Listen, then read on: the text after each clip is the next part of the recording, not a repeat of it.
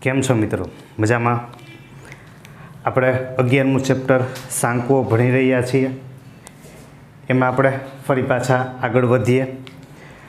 તો સાંકવોમાં આપણે પહેલો ભાગ મતલબ કે વર્તુળ આપણે પૂરું કર્યું હતું. ઓકે, એના પછી હવે બીજો ભાગ આપણે શરૂ કરીએ.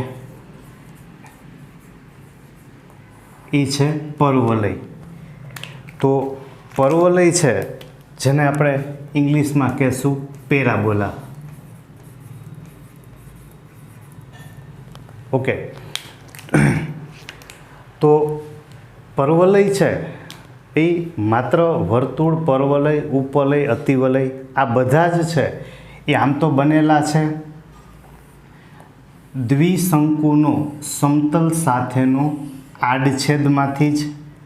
આ દ્વિશંકુ છે, આની આપણી પાસે એક અક્ષ હોય, આ અક્ષ છે, બરાબર છે. તો આ જે આ ખૂણો બને છે, આ આલ્ફા ખૂણો, રાઈટ. તો આલ્ફા ખૂણા સાથે જેમ આપણે સમતલને ગોઠવતા જઈએ છીએ એમ એનો આકાર છે અલગ અલગ બનતો જાય, બરાબર. જ્યારે આપણે એક્ઝેક્ટ સમતલમાં આપણે આમ વચ્ચેથી જ્યારે કાપતા હતા, બરાબર, આ લંબ રૂપે, ત્યારે આપણને આકાર છે, આકાર એ વર્તુળ આકાર મળતો હતો, રાઈટ. ત્યારે આપણે શું મળતું હતું? એક્ઝેક્ટ વર્તુળ. હવે એવી રીતે જ્યારે પરવલય આકાર બને તો પરવલય આકાર આ પ્લેટને આપણે આમ ત્રાસી રાખી દેશું, સમતલને આ રીતે આપણે આમ ત્રાસી રાખશું ત્યારે આપણને એક અહીંથી આવો આકાર મળતો હોય, બરાબર. એવી રીતે ઉપરથી અહીંથી આવો આકાર મળી શકે જે સમતલને આપણે ઉપરથી કાપતા હોય. એટલે આપણે એનું જ્યારે આ અક્ષ રૂપે આકાર બનાવીએ, બરાબર, ત્યારે આપણે આકાર છે એને આવી રીતે આપણે દર્શાવી શકીએ. આ અક્ષ રૂપે હોય તો અહીંથી આપણે આવો આકાર દર્શાવી શકીએ.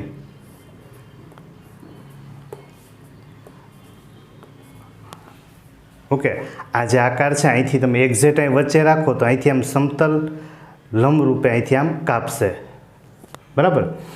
તો હવે આ તો આપણે દ્વિશંકુના સમતલમાંથી બનાવ્યું, પણ વાસ્તવમાં એની વ્યાખ્યા શું આપી શકાય? તો કે એની વ્યાખ્યા આપવા માટે, સમજૂતી માટે કોઈ એક નિશ્ચિત બિંદુ હોય. આ જે બિંદુ છે એને આપણે કહેશું નિશ્ચિત બિંદુ. આ નિશ્ચિત બિંદુ સિવાય, ટૂંકમાં આ નિશ્ચિત બિંદુમાંથી પસાર ન થતી હોય એવી કોઈ એક રેખા, આ કોઈ એક રેખા જે નિશ્ચિત બિંદુમાંથી પસાર થતી નથી. ઓકે, તો આ નિશ્ચિત બિંદુ, આ પસાર થતી એક રેખા. હવે નિશ્ચિત બિંદુ સિવાયનું કોઈ બિંદુ, માનો કે અહીંયા આપણે કોઈ એક બિંદુ લીધું, આ નિશ્ચિત નથી, આ ખાલી બિંદુ બોલીએ છીએ, મતલબ આ બદલી શકે.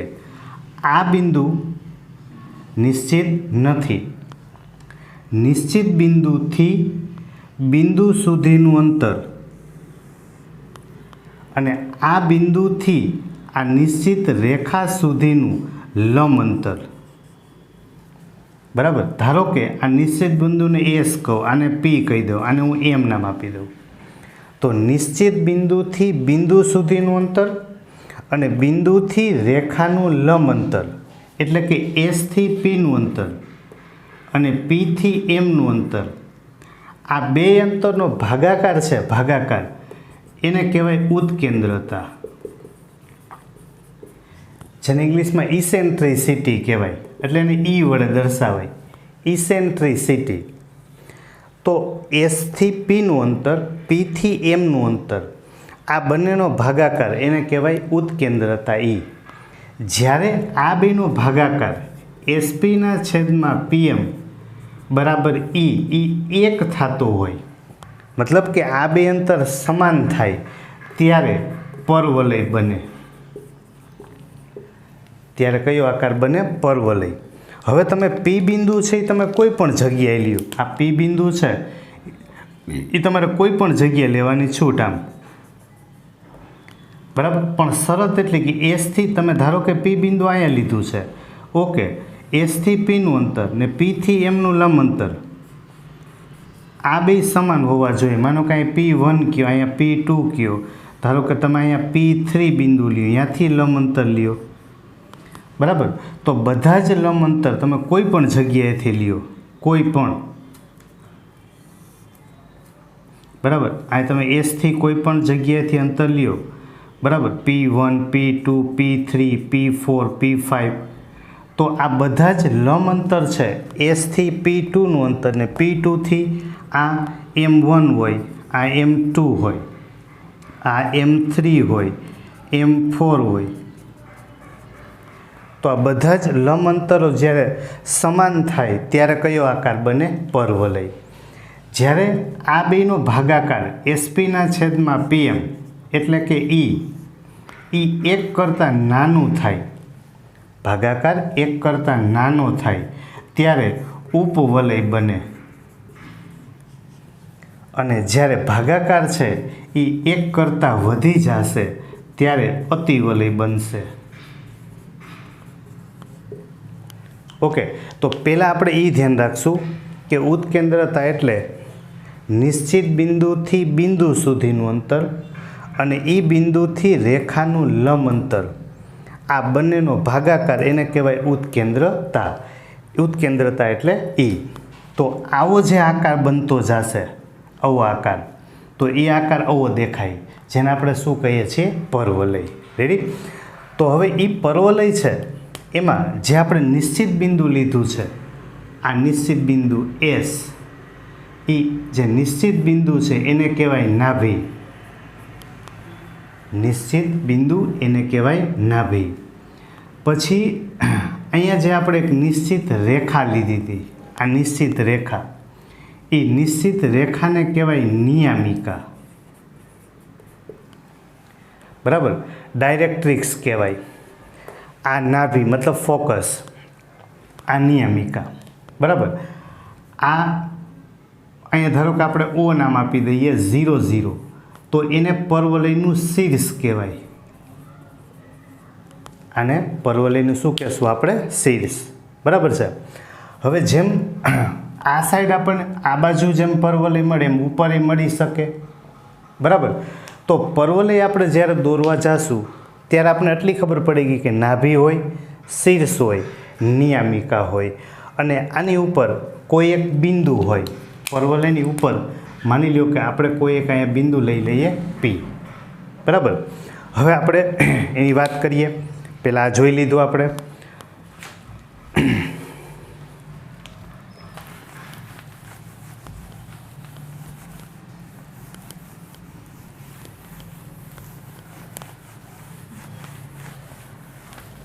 હવે આપણે દરેક પરવલયને દર્શાવતા જઈએ. જો સૌથી પહેલી વાત,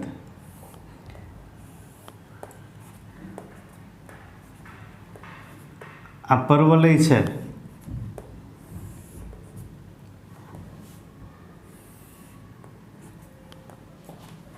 તો એની અંદર સૌથી પહેલાં અહીંયા S, હવે આ ઉગમ બિંદુ O, એને અહીંયા આપણે લઈએ 0 0. ઓકે, હવે જો Oથી S જેટલું માપ એ આપણે A જેટલું લઈએ, સ્મોલ a જેટલું, તો S છે S એના અહીંયા A0 થશે. A0 શું કામ? X અક્ષ ઉપર હોય એટલે એનો y 0, એટલે આના એમ થશે A0, જેને આપણે કહીએ છીએ નાભી, બરાબર. જે S છે S એને આપણે શું કહીએ છીએ? તો કે નાભી. એટલે નાભીના એમ આપણને મળશે A0. પછી જે નિશ્ચિત રેખા છે, આ નિશ્ચિત રેખા, એ નિશ્ચિત રેખાને આપણે કહીએ છીએ નિયામિકા. તો આ A જેટલું અંતર હોય તો આ સાઈડ વિરુદ્ધ સાઈડ A જેટલું જ અંતર હોય તો આપણને x બરાબર મળે -a, કારણ કે આ બાજુ x ઋણ હોય અને શિરોલંબ રેખા છે, બરાબર. y અક્ષને સમાંતર શિરોલંબ રેખા હોય એટલે x એમ જ હોય, x બરાબર -a. ઓકે, હવે આપણે એવી વાત હમણાં કરી કે આ એસથી અહીંયા કોઈ બિંદુ છે પી, બરાબર? તો એસથી પીનું અંતર અને પીથી આ રેખા સુધીનું લંબ અંતર, માનો કે અહીંયા હું નામ આપી દઉં એમ. ઓકે, તો આ એમના યામ છે, એમના યામ. એક્સએમ ખબર છે કે એક્સએમ માઇનસ એ, વાયએમ નથી ખબર. વાયએમ છે, વાયએમ આ વાય અહીંથી પસાર થાય છે. તો પી છે પી, ધારો કે એનો એક્સએમ એક્સ કહી દઈએ અને વાયએમ આપણે વાય ધારી લઈએ. તો આ વાયમાંથી પસાર થશે એટલે વાયએમ થશે વાય. કારણ કે જો આ સમક્ષિતિજ રેખા થઈ, સમક્ષિતિજ રેખા હોય તો બધાનો વાયએમ સમાન હોય, શિરોલંબ રેખા હોય તો એક્સએમ સમાન હોય, રાઈટ? તો આપણે હમણાં જ વ્યાખ્યા પ્રમાણે એવું શીખ્યા કે ભાઈ એસપીના છેદમાં પીએમ, એસપીના છેદમાં પીએમ એના બરાબર આપણે કહીએ છીએ ઈ. અને ઈ છે એનું મૂલ્ય કેટલું હોય તો કે 1. ઓકે, તો જો એસપીના છેદમાં પીએમ બરાબર 1 હોય, જેને આપણે પર્વલય કહીએ છીએ, તો પીએમને સામે જવા દેશું તો એસપી બરાબર થશે પીએમ. બે બાજુ અંતર સૂત્ર લઈ લેશું તો એસપી સ્ક્વેર એના બરાબર પીએમ સ્ક્વેર. હવે એસપી લઈએ તો અંતર સૂત્ર લઈએ તો એક્સ માઇનસ એનો સ્ક્વેર પ્લસ વાય માઇનસ 0નો વર્ગ એટલે વાય સ્ક્વેર. પીએમ એક્સમાંથી આને બાદ કરીએ એટલે માઇનસ માઇનસ પ્લસ એનો વર્ગ, વાય માઇનસ વાય એટલે 0. ઓકે, તો હવે આનું વિસ્તરણ કરશું તો x square minus 2ax plus a square plus y square બરાબર આનું વિસ્તરણ થશે x square plus 2ax plus a square, બરાબર? તો આમાંથી આ પ્લસ એક્સ સ્ક્વેર છે સામે જશે માઇનસ એક્સ સ્ક્વેર એટલે એક્સ સ્ક્વેર ગયા. આ પ્લસ એ સ્ક્વેર સામે જશે માઇનસ એ સ્ક્વેર, તો એ સ્ક્વેર એક્સ સ્ક્વેર ગયા. માઇનસ 2ax એને સામે લઈ જશું એટલે વાય સ્ક્વેર બરાબર થઈ જશે 2ax પ્લસ 2x એટલે વાય સ્ક્વેર બરાબર આપણને મળશે 4ax. આ મળ્યું આપણને પરવલયનું પ્રમાણિત સમીકરણ.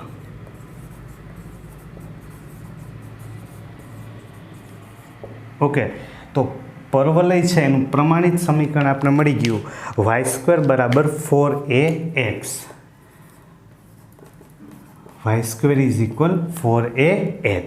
એમાં એ છે એ આપણે અહીંયા ધન લીધો છે, જ્યાં બાજુ પરવલય દોરતા હતા અહીં કાઉન્સમાં લખી નાખશું કે એ છે ગ્રેટર ધેન 0. ઓકે, તો આ મળ્યું આપણે એનું પ્રમાણિત સમીકરણ. હવે પરવલયની જે નાભી છે, નાભી એટલે એસ, નાભીમાંથી પસાર થતી જીવા એને કહેવાય નાભી જીવા. નાભી જીવા એટલે પરવલયની નાભીમાંથી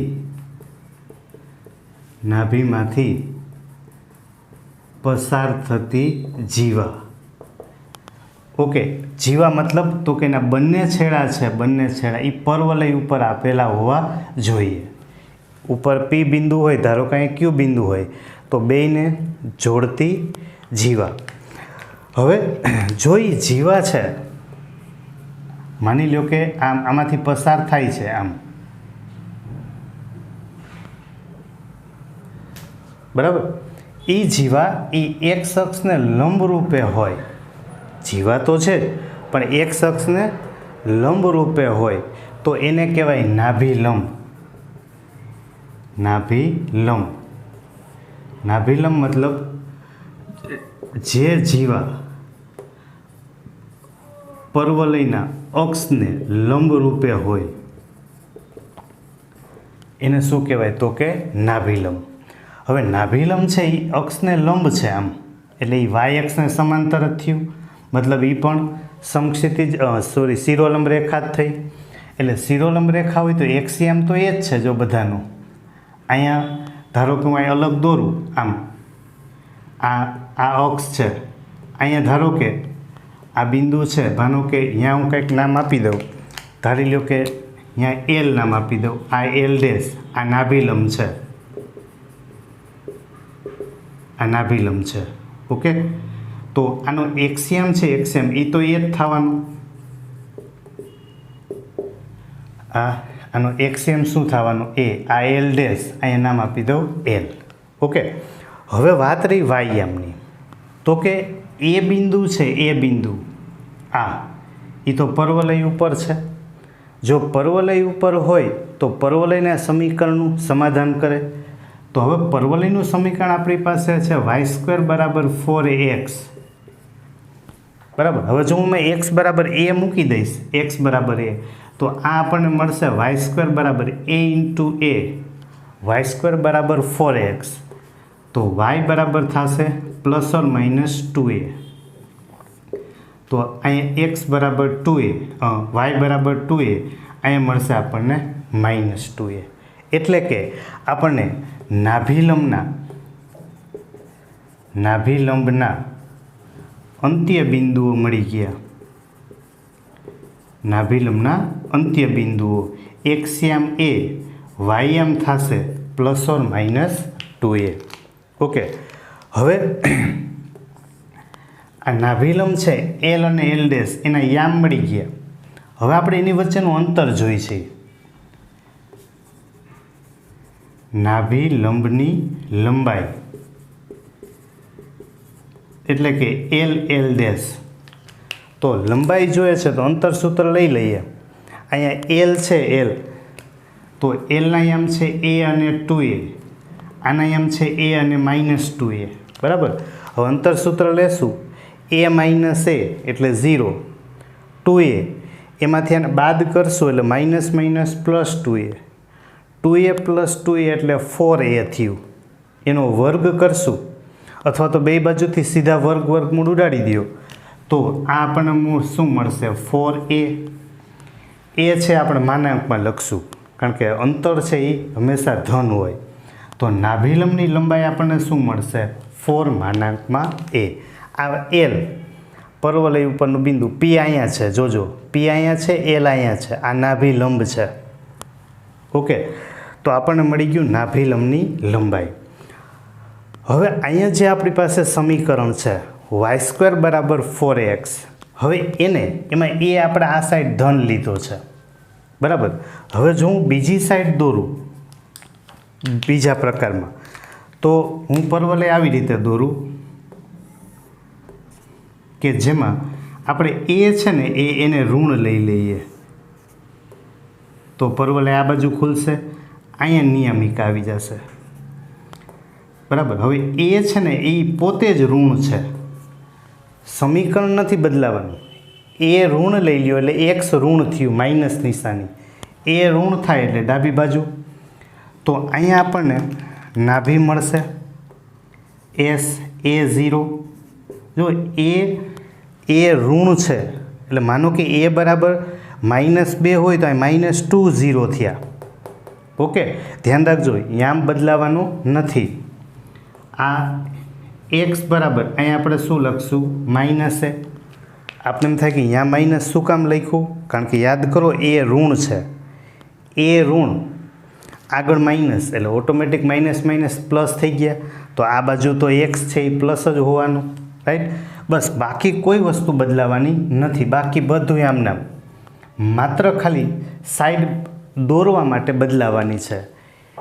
એ ધન હોય તો અહીંયા આગળ પ્લસ આવવાનું એટલે પ્લસ એક્સ થશે જમણી બાજુ. એ ઋણ હોય તો ડાબી બાજુ. બાકી યામ છે એ બધા એમને. ઓકે, તો આ પર્વલય આપણે એક્સ અક્ષની ફરતે દોર્યું છે, આ અને આ.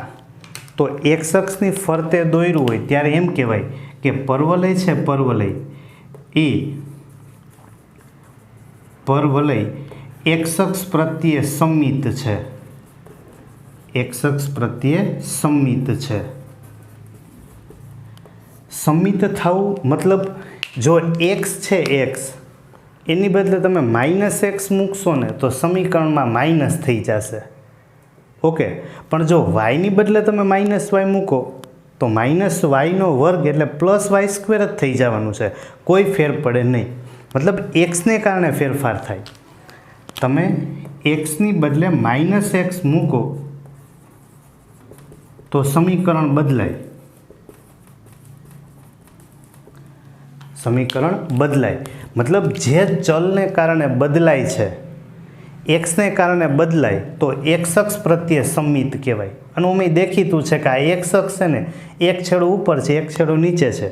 આમ વચ્ચે અહીં અક્ષ આવી ગઈ, આમ એક પરવલય બની ગયું. તો આ હોય અથવા આ હોય એટલે કે જમણી બાજુ ખુલે કે ડાબી બાજુ ખુલે, આપણે એમ કહેશું કે એક્સ અક્ષ પ્રત્યે કેવું છે? સંમિત. કારણ એક્સને કારણે ફેરફાર થાય છે. રાઈટ. તો આપણે આ પહેલો વાત શીખા, એનું સમીકરણ કઈ રીતે મેળવવું અને એના માટે. ઓકે, હવે આપણે બીજા પ્રકારનું પરવલય મતલબ કે વાય એક્સ માટે આપણે શીખશું.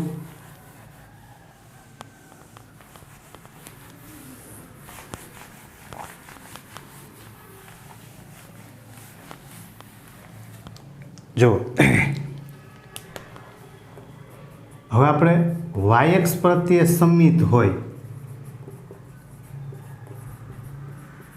વાય એક્સ પ્રત્યે સંમિત હોય એવું આપણે પરવલય બનાવીએ.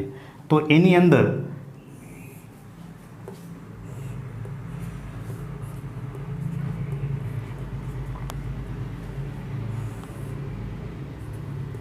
આપણે બે ટાઈપ, વાય ધન હોય, વાય ઋણ હોય. બરાબર. જો એમાં સૌથી પહેલાં વાય ધન લેશું તો પરવલય ઉપર ખુલશે. બરાબર. અને જો વાય એમાં ઋણ લઈએ તો પરવલય ક્યાં ખુલશે? નીચે.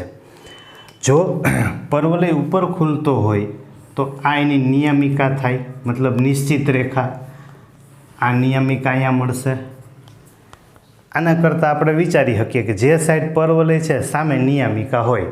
ઓકે, તો હવે આપણે એના યામ લખતા જઈ.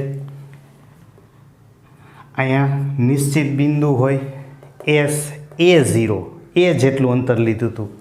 વાયમાં આપણે અલગ કરવા બી જેટલું અંતર લઈ લઈએ તો આ 0B થશે. બરાબર. અહીંયા બી ધન છે, આમાં બી આપણે ઋણ લેશું તો અહીંયા S0B. જોઈએ આમ બી માઇનસ નથી કરવાનું કારણ કે આપણે ઓલરેડી બી પોતે જ ઋણ લીધેલો છે.